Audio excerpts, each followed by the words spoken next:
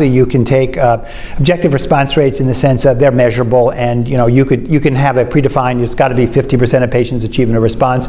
One can certainly look at, in combination with that, the duration of those responses, because one can make a very valid argument that okay, the tumor shrank and it lasted 20 days.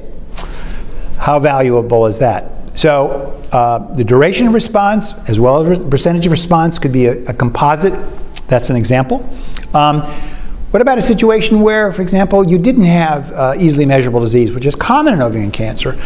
There you might not be able to use measurable response, but you may literally have to use time to disease progression or time of stable disease, some objectively measurable endpoint, but there, of course, you'll want to compare it to some other parameter. Again, it could be the patient's own time to progression on their prior therapy. For example, if a patient happened to be treated with pegylated liposomal doxorubicin, let's say, and bevacizumab, let's say, because that is now an FDA-approved strategy of having a platinum disease, and they received that therapy, and in 4 months they progressed.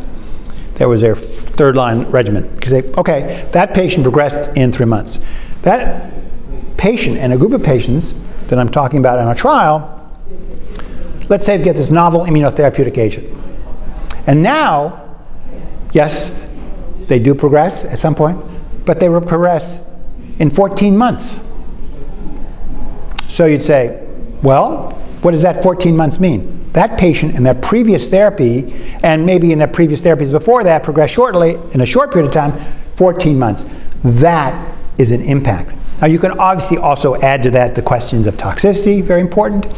The questions of, did a patient have symptoms, and do those symptoms subside? That's important as well. Symptom improvement is critically important. The issue always comes up is sometimes measurement of symptoms is difficult. We talk about quality of life, that's very important, but the quality of life related to the improvement of the symptoms versus the quality of life related to the toxicity of therapies sometimes get mixed, and therefore in a setting where one tries to be objective and measurement is hard. It's not a question of importance of symptoms. It's not a question of importance of quality of life. It's a question of ability to measure objectively, because we do need to objectively measure.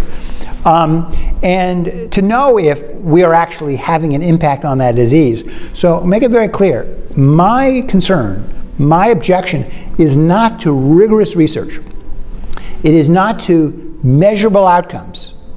It is to the basically classic reliance on phase 3 randomized trials, which has done us well for decades.